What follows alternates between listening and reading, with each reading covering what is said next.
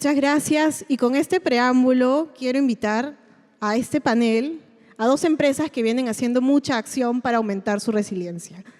Voy a invitar a Cindy Arteta de RIMAC, que además también son participantes de Shift, y a Jorge Lazo Arias, representante de, sí, por favor, de Pacífico Seguros. Gracias.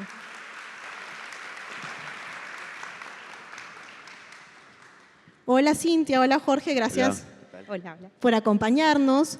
Brevemente cuéntenos de qué se trata su rol en la empresa en que trabajan y cómo en el día a día las acciones de cambio climático las vienen implementando.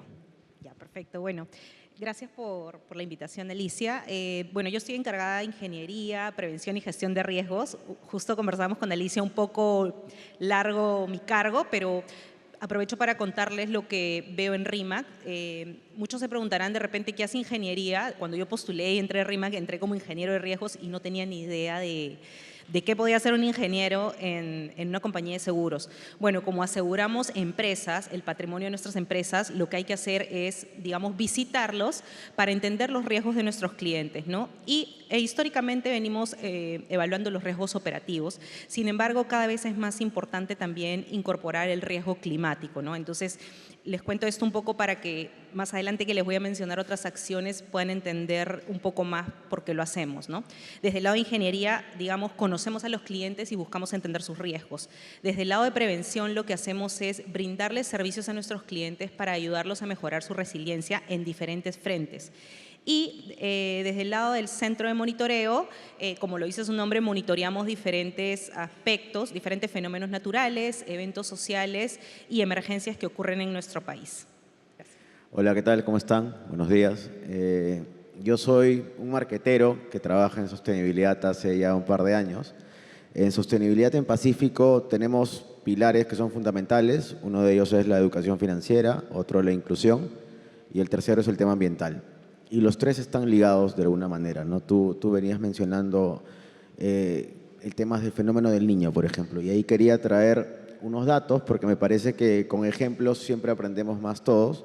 Traigo mi plaja aquí porque las cifras son medias complicadas, pero por ejemplo, solo en el 2017 APSEC reportó que hubo pérdidas de 8.000 millones de dólares por el fenómeno del niño.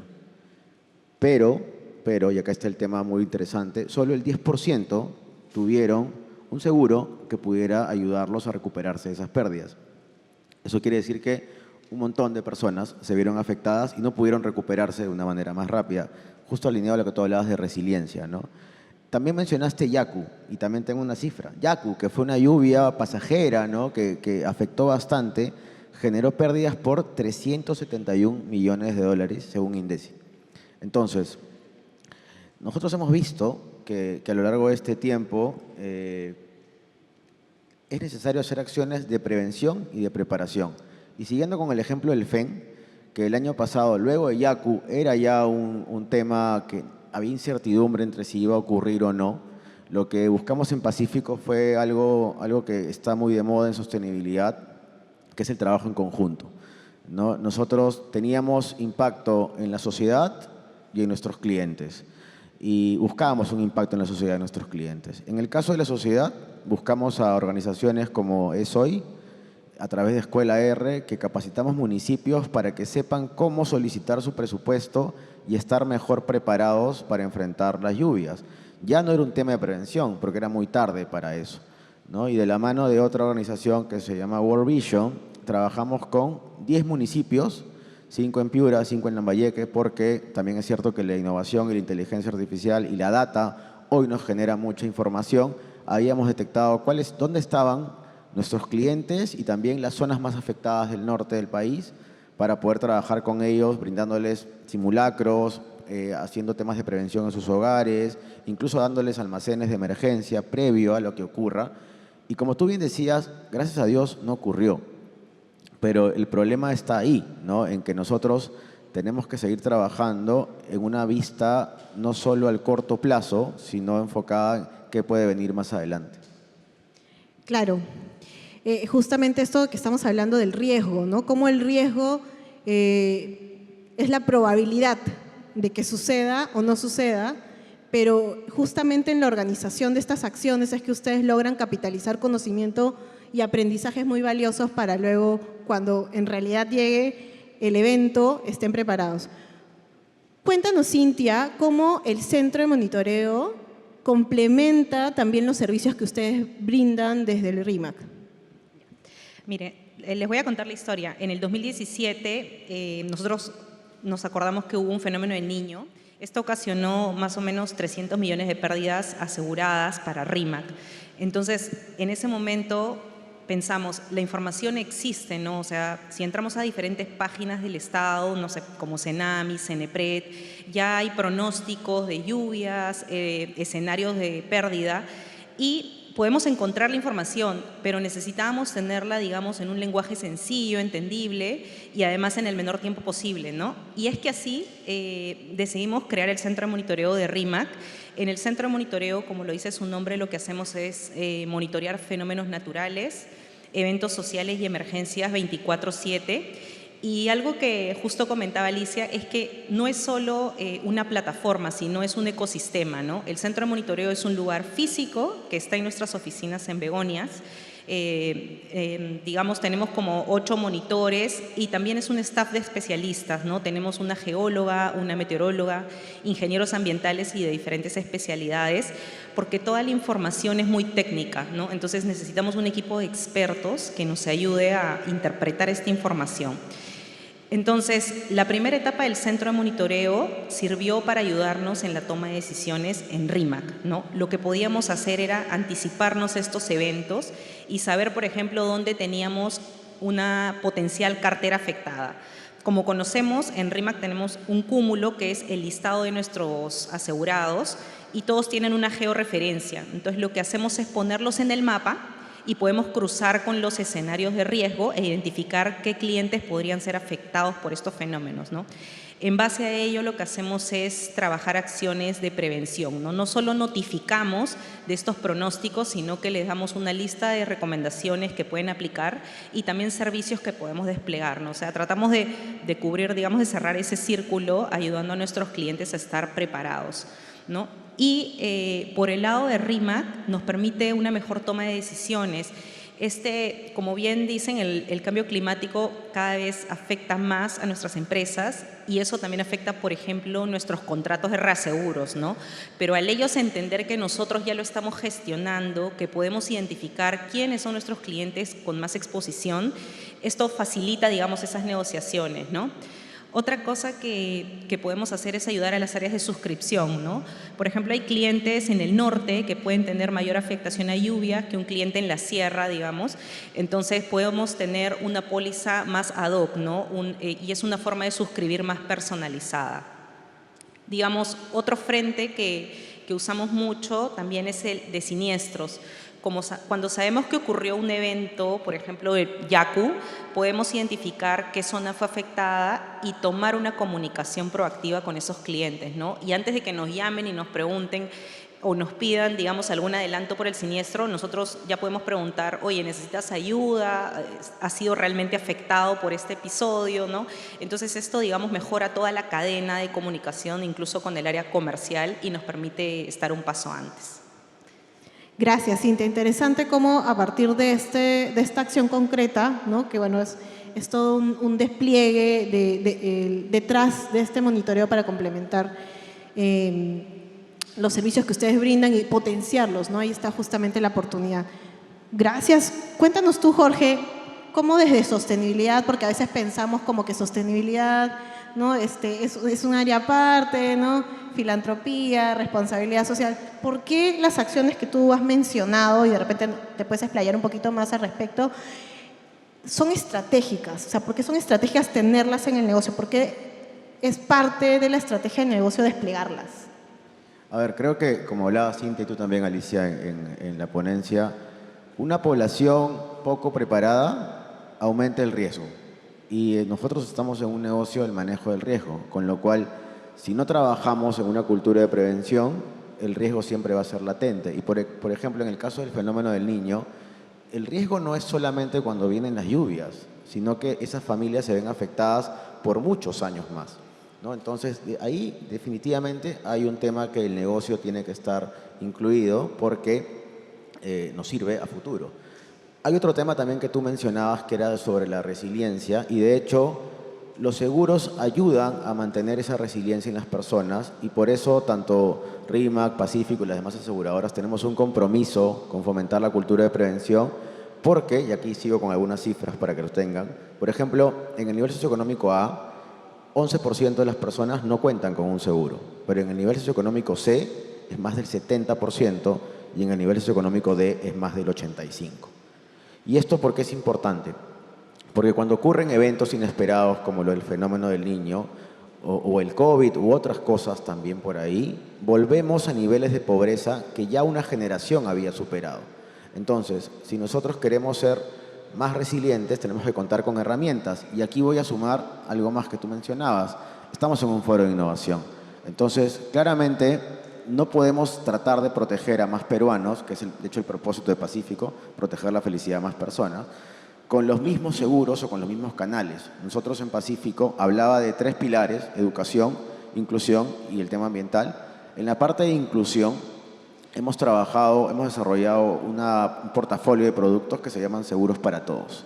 Y estos seguros para todos lo que buscan es cubrir las necesidades de las personas, pero de estas personas que les hablaba, que no están hoy protegidas. Entonces hemos desarrollado nuevos canales de venta, se venden a través de Mi Banco, a través de BCP, a través de tiqueteras, a través de aplicativos móviles. Hemos desarrollado también nuevos tipos de coberturas adecuadas a las necesidades de las personas, ¿no? Por ejemplo, en el país hay muchos microempresarios, hay mucha pequeña y mediana empresa que nosotros a través de estos seguros que tenemos ya estamos protegiendo.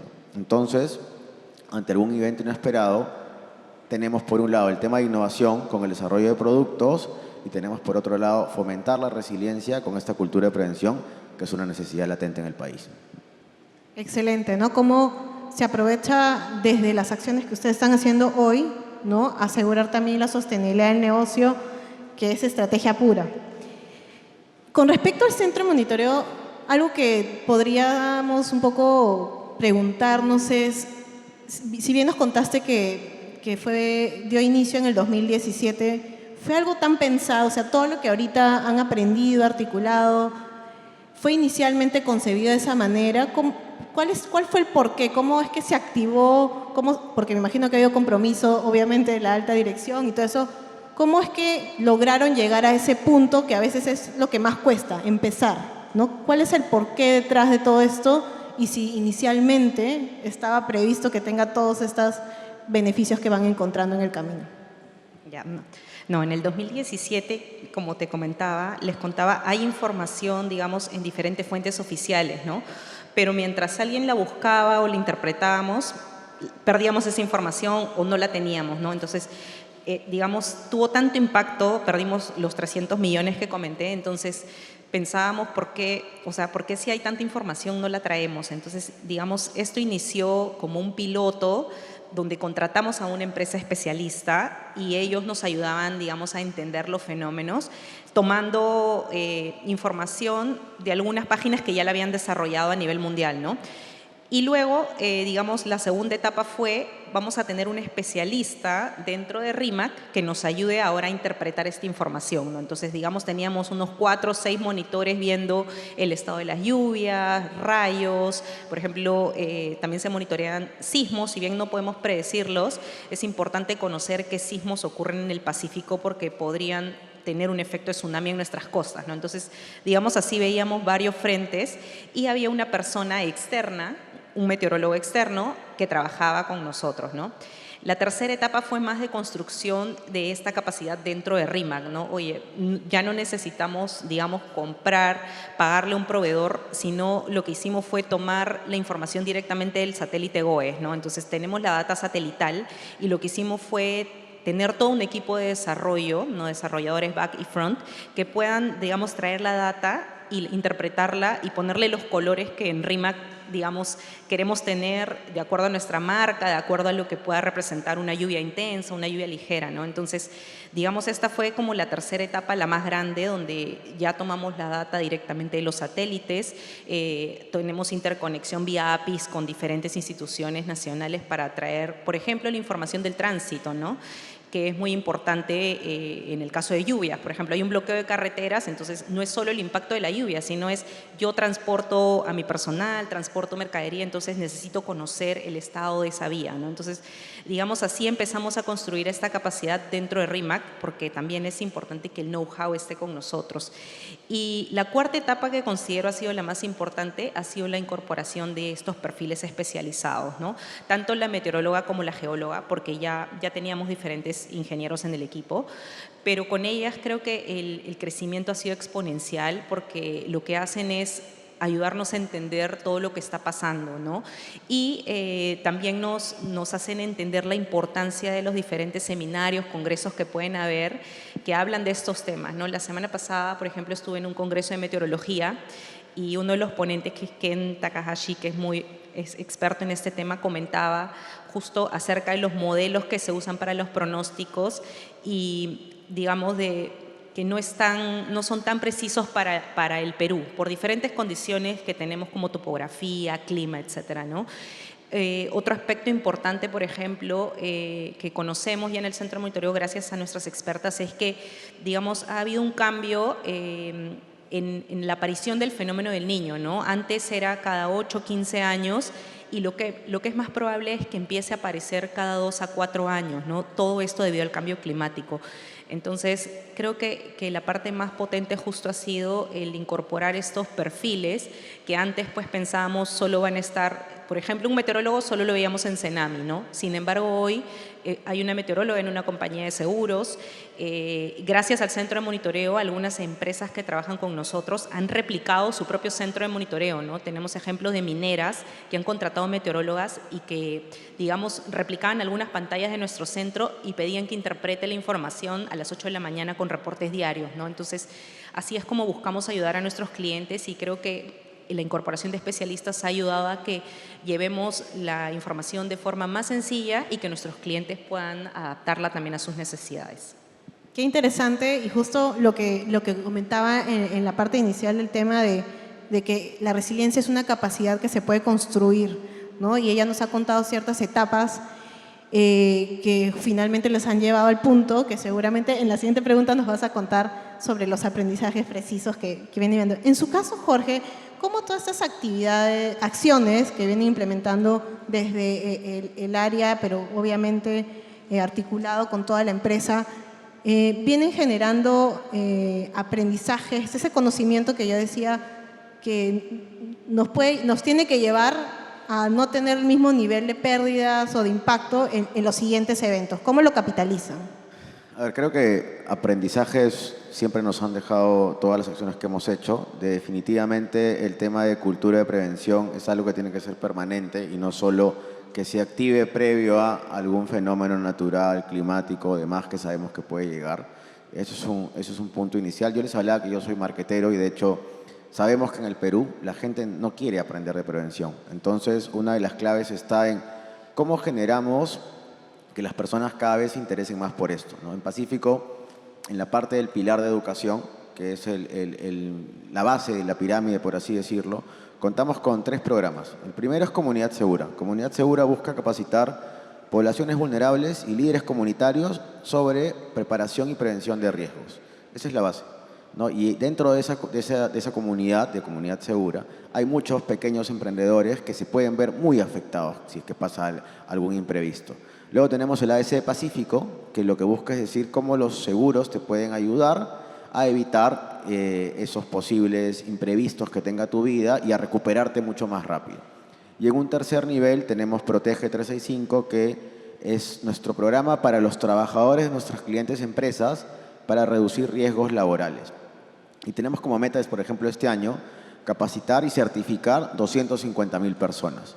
Entonces, es un inicio de decir, ok, partamos de algo, que gente ya esté certificada y tener ahí detrás gamification, innovación en formatos, tenemos podcast, tenemos series web y demás, lo que buscan es atraer a las personas a esta cultura de prevención. Ese es el primer paso. El segundo paso, que tiene que ver con la inclusión, como les he contado, hemos desarrollado esta línea de productos que cuestan menos de 30 soles al mes y que pueden asegurar el negocio, la salud, la vida, la familia de todas estas personas. Y el tercero, en ambiental, más allá de empezar o ya de medir la huella de carbono, que de hecho Libélula es un gran partner en eso hace muchos años para nosotros, estamos viendo con el área de inversiones, porque hay un área específica de inversiones sostenibles, en el cual no solo medimos nuestra huella, sino también la de nuestros emisores de deuda, con lo cual podemos de alguna u otra manera fomentar que otras empresas también empiecen a preocuparse por el tema climático. Porque si algo somos conscientes, es que esto no lo va a hacer ni Pacífico, ni RIMAC, ni La Positiva, ni Interseguro solos. De hecho, en APSER, que es el gremio de aseguradoras, hay un comité de sostenibilidad que este año está muy enfocado en inclusión y en ambiental. ¿Por qué? Porque el mayor reto en el tema ambiental, como tú lo hablabas al inicio, ¿no? Cómo lo ligamos al negocio, es que podamos tangibilizar el impacto antes que suceda. Ya justo mencionaba Cintia, ya estamos viendo cosas en otros países, hay referencias de lo que está ocurriendo en temas de seguros y reaseguros, pero también en cómo la población se ve impactada. Entonces, creo que el key del asunto está en que los líderes de todas las organizaciones sean cada vez más conscientes que esto que estamos viviendo van a ser hechos que van a ser cada vez más recurrentes. Como tú decías, de 4 van a pasar a 2, probablemente a 1, ¿no? Y partiendo de ahí, las acciones se van a poder seguir desarrollando con mayor impacto.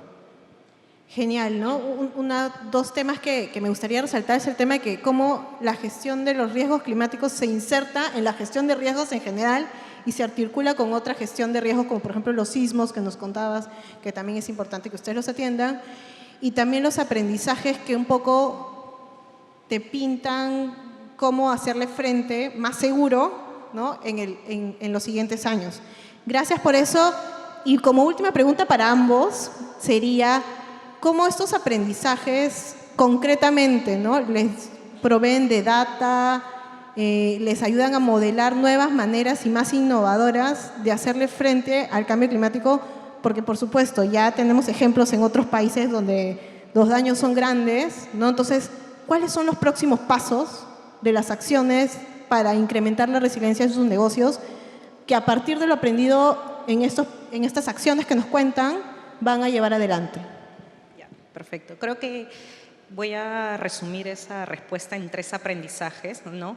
El primero es cómo usamos, digamos, ya tenemos la tecnología, sabemos que cada vez avanza más, y cómo la vamos a poder usar y, digamos, poner en práctica para nuestros clientes, ¿no? Y algo que me gustaría comentar igual es, por ejemplo, la importancia de IoT, ¿no? Nosotros, de hecho, desde el Centro de Monitoreo también hemos trabajado pilotos con clientes. Les voy a contar un caso de la pandemia para luego explicarles qué pensamos hacer a futuro, ¿no? En la pandemia lo que se hizo con algunos clientes fue poner sensores de dióxido de carbono en los comedores, y esta alarma se activaba cuando habían más personas de las que debían estar ahí, ¿no? Es decir, lo que buscábamos era evitar el riesgo de contagio por COVID, ¿no? Entonces, si llevamos, digamos, este símil a todo lo que podemos sensorizar, que son muchas variables, ¿no? Podemos sensorizar temperatura, humedad, entre otros. Podemos pensar, por ejemplo, ¿por qué no sensorizamos las quebradas, ¿no? Tenemos un problema en el país donde no tenemos información de nuestras quebradas, ¿no? Activación de huaicos, movimientos en masa, que causan muchas pérdidas, ¿no? Entonces, si pensamos a futuro, ¿cuál es el reto o qué nos deja los aprendizajes? Es justamente poder ir, digamos, a las quebradas a sensorizar y tener esta información, porque nos va a permitir ayudar a nuestros clientes, ¿no? Ayudar a nuestros clientes y a la comunidad en general, ¿no? Porque lo que busca RIMAC, el propósito es el bienestar de las personas, ¿no? Al margen de nuestros asegurados, todos somos personas y tenemos necesidades. Entonces, pensando mucho en las capacidades de IoT, es cómo podemos aplicarlo, ¿no? Y uno de los casos futuros, de los usos futuros dentro de RIMAC probablemente va a ser eso, y cómo colaborar con instituciones para, digamos, alertar a la población de forma temprana, ¿no? Otro es las inspecciones con sobrevuelo de drones, ¿no? Justo me comentaban ahora que, a pesar de que somos competencia, igual contemos lo que hacemos, porque nos puede dar más ideas de qué cosas podemos implementar. Y algo que hicimos durante el fenómeno del Niño, por ejemplo, fue hacer sobrevuelo de drones en algunas empresas, digamos, mineras, de agroindustria, y lo que podíamos hacer era perfilar la topografía y ver qué zonas podían ser inundables en caso de lluvias extremas, ¿no? Entonces, ya que el cambio climático altera los patrones de las lluvias, es importante, por ejemplo, que incorporemos estas herramientas a nuestros análisis de riesgos, ¿no? O sea, RIMAC Pacífico y todas las aseguradoras vivimos puramente el riesgo de nuestros clientes y los nuestros, entonces debemos tomar todas las herramientas disponibles para modelar mejor lo que aseguramos, ¿no? Y también ayudarlos a ellos a estar preparados. Y creo que el punto 3 es el tema de la cultura, debió ser el punto 1 en realidad.